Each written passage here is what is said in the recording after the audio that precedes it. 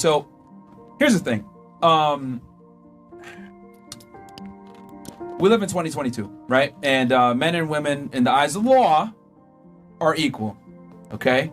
And we're gonna stick to that right now because justice is supposed to be blind, correct? You're supposed to, you know, Lady Justice has the scales with the blindfold, and that blindfold is supposed to signify that justice is blind regardless of color, gender, race, whatever. Now, there are discrepancies in the legal justice system. Absolutely. We know that, you know, women serve 67% less time, or men serve 67% more time for the same offenses, etc. I get it. But we're working towards it, right? So my thing is simply this. I think women need to understand, you know, we got 14,000 of y'all in here. Women need to understand that there are men out there that will not give you the benefit, that will punch you right back in the fucking face if you hit them. She'll hit me first, then Tommy. I was gonna say the only person that I seen that got abused was Aaron. Yeah, Chris. I'm so sorry. So that's the only. I know. I seen the connect, but I'm just saying, like, he was the one that got the beat up. Yeah. He got the real. But Juicy, let's keep it objective here. She did strike him first. I did see. Listen, I told you. I seen when you guys post. Listen, I was up it was like 140 something. And I seen it fresh on Fresh Page. I seen the video. I was like, oh shit. Some shit went down. I watched it. I seen exactly what happened. But that's what I'm saying, because in a sense where when Tommy had the time where he was like, oh, you got the wrong one. In my mind, I'm just like, damn, Tommy, like. Juicy, with all due respect. All due respect. You got to cut me off. All right. Yeah, I'm cutting you off because I know you're going to go down that tangent again with he should have done this and he should have done that. No, you're right. It's easy for you to say he's that. a man. He's showing the man striking left. Here's the difference. It's easy for you to sit from the comfort of your own home and operate in 2020 hindsight. You're not in the situation. You're not getting embarrassed in front of 10,000 people. You're not getting your masculinity challenged by a very aggressive woman. I don't You fight don't have men. the threat of violence being thrown at you. You didn't get struck in the face. So it's easy for you to say that from your comfort of your home. Hey, you should have done this, you should have done that because you're a man. Listen, man, if you attack a man, he's gonna start. I'm a very independent woman, and like I can't even accept gifts. I pay for my own shit. But when it comes to dates, I feel like I'm not taking them out on a date. They are taking me out on a date. So they are taking me for my time, you know? Yeah. So I expect them to pay. And like, maybe that's just my old traditional thoughts, like them being gentlemen. Like, I like them when they get the seat out, make sure like they open the door for me, you know, all that stuff. Like, paying is a part of it. I 100% agree with you. Yeah. Because yes, I mean I work every. Dating after a divorce can be so difficult. Like, there's dating stages, there's talking stages, there's situationships. Like, it's just so ghetto. Dating in 2024. But I want to let y'all in on something. There is light at the end of the tunnel. So, don't give up. This is gonna be backwards for you guys. Make plans. Make a plan. Do not assume that you can text somebody randomly in the middle of the day, what are you doing? Or text them at midnight or 1 a.m. or 2 a.m. or even just within hours of when you actually want to see them and think that they're going to be available. I personally, once I get home and I take my makeup off and I'm watching TV, I'm no longer interested. So if you didn't make a plan earlier in the day, or better yet, a day or 2 or 3 in advance, I'm not interested. I don't want to hang out anymore because that ship has sailed. Yeah, hi. So I was in an antique fair this weekend and I found this absolute gem of a book called How to Marry the Man of Your Choice. Finally, a book that leads women out of the singles jungle and into a happy marriage. Okay. And a lot of the guys will do that. So like a girl who's promiscuous, they might not care so much if you have a high body count, if they just want you. But for a relationship, for long-term commitment, for marriage, it's going to matter much, much more. And I'm understanding of that. The person that I choose to be with in the future, I hope, is understanding that my hypersexuality is something that I embraced during a time in my life, and that I can say goodbye to when I meet that person. Well, that's convenient, isn't it? But that's I mean, yeah, it's convenient if I'm ready for love, and that's something I want to experience next. It's not that simple though, because the best predictor of future behavior is past behavior. And maybe I'll be alone forever, and you guys are right. If someone's done something for 5 years, 10 years, whatever it is, it's going to be harder and harder to quit. So the longer you like engage in certain decisions, it's harder to stop. And we don't even have to make it about like sleeping around. It could be about like if you drink every day for 10 years, it's going to be harder to stop.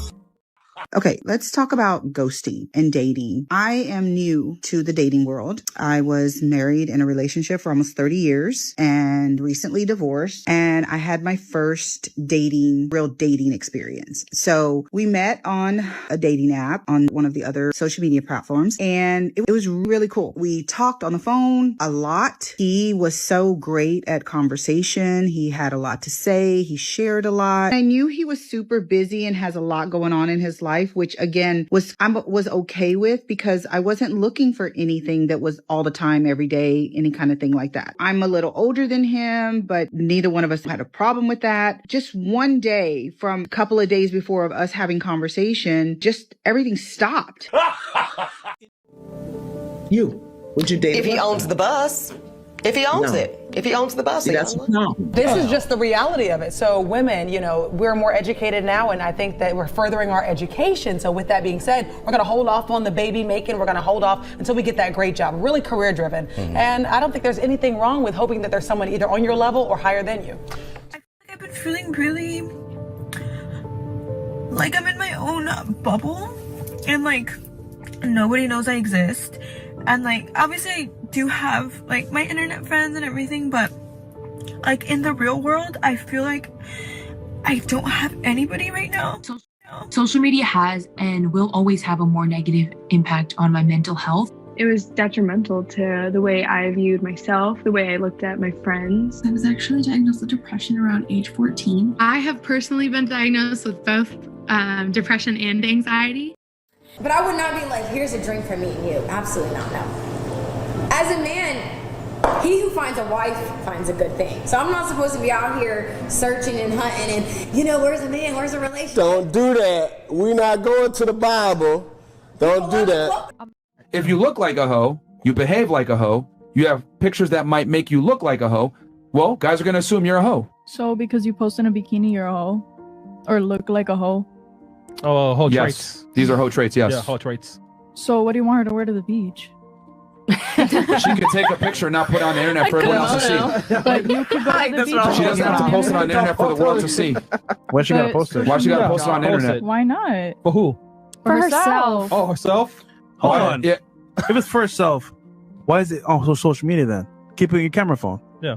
I don't know. Because you want to post it, like you my want people. That's Instagram not is for like yourself then. That's for everyone to see. That's for the public. Yeah. We look at For our own yourself. Instagrams more than anyone else's. Bro, you put it on your phone, you keep it there. The thing, though, that upset me is when you said 300-pound people don't deserve love, which... No. I said nobody deserves love. Like the whole point is people think that they are entitled to things. And women think they are entitled to love. Men aren't that delusional. I said you don't deserve a man that makes 6 figures if you're 300 pounds. Guys that make 6 figures tend to date thin women. They tend to date the most beautiful, attractive women on the planet. I don't think I am entitled to dating a man that makes 6 figures. But for some reason, chicks think they are. That's like a broke bum saying, I don't even want to say Victoria's Secret model because they look different nowadays, but like a supermodel. I deserve Beyonce. You would look at him like he's insane for some reason. Can't be with somebody that's gonna constantly cheat on me and have me raise somebody else's child. I've been catching her cheat constantly. A week after you got married? Yes, Your Honor. Ms. White, have you been cheating? Yes, but I have like abandonment issues because I was adopted. But I just want him to like show me love and affection and be there for me. Do you have any other reason to believe your wife cheated other times? I have text messages proof right here. The most recent is Valentine's Day. She went to another man's house while I'm sitting at the house with the kid. Well, that's because you didn't even get me anything and you were just yelling at me. Let me see this evidence. Wishing you was in this bed with me. Why are you so quiet? Why are you texting your ex-boyfriend these things? Because he don't treat me right. were two radically different movements. The feminist movement was fighting for equal opportunity for women in education and the workforce. The sexual revolution was fighting for all sorts of sexual freedoms. Cosmo, we pretended that this sexual revolution was a freedom for women. It actually was not. It was actually kind of a slavery. But we pretended it was freedom for women. And over time, as the sexual revolution and the women's movement got identified closer and closer together, a lot of women began to buy into that illusion. This is Sue Ellen Browder, a former Cosmo writer for 20 years. She came clean. And then you take that money you make from your part-time job, invest some of it, invest most, take half of it, invest it to your future. The other 50%, the other percentage, take some, have some fun, go buy your belt, then invest in self-improvement. Get you a high-income skill. Get you something that's going to give you high-value skills that you can market on, that you can leverage on the marketplace. Whether you're working in corporate America or whether you're going to be doing your own entrepreneurial thing in the future. But men, if you're working, the harder you work. Okay, I think girls cheat more, and I think it's worse when a girl cheats because, okay, when a guy cheats, he's just having sex. That's all it is, okay? You know, guys are horny 24/7. They are made to mate. So when he cheats, it's literally one thing leads to another. They smash, boom, he never talks to her again, done and over with, right? Not for a girl. Girls are not horny 24/7. So when a girl cheats, most of the time, she's going to talk to a guy for a few weeks, okay? She's going to link up with him a few times, and then she's going to cheat. Is she going to cut him off? No. Why? Because girls get attached after sex. So she can't just cut him off. So not only is she smashing a dude, but she gave her time, her effort, her attention, all to another dude while she had a boyfriend. Is a guy gonna do that? No, because he doesn't care about getting to know the girl. He didn't care to invest in her on an emotional level. Girls invest in another male on an emotional level, which is 10 times worse. It's first degree. It's planned. Opinions. And how the world works. You're running on override. Men build the world that you live in. Oh, okay. Who built that house or apartment you live in? Was it a crew of women? Who designed the metal work? Who put in the floor, the plumbing, the electrical system, the heating? Who put that in? The car you drive, was that built by a crew of women? So women are not capable of doing none of those things? No. You're not good at it. And when given a choice, excuse me, because when given a choice, because women are free today, right? Uh-huh. And you're educated, right? Uh-huh. Then why don't we see 51% of the construction workers as women? Why don't we see 51% of the engineers as women? Why don't we see 51% of the plumbers, electricians, military, train operators, heavy, dangerous work as women? Because when given an opportunity, women segregate themselves. And that wraps up today's episode of Manosphere Daily. If you enjoyed the content, give it a like. Be sure to subscribe and hit the notification bell so you're notified as soon as a new video is out. Share your thoughts in the comments below. See you all tomorrow.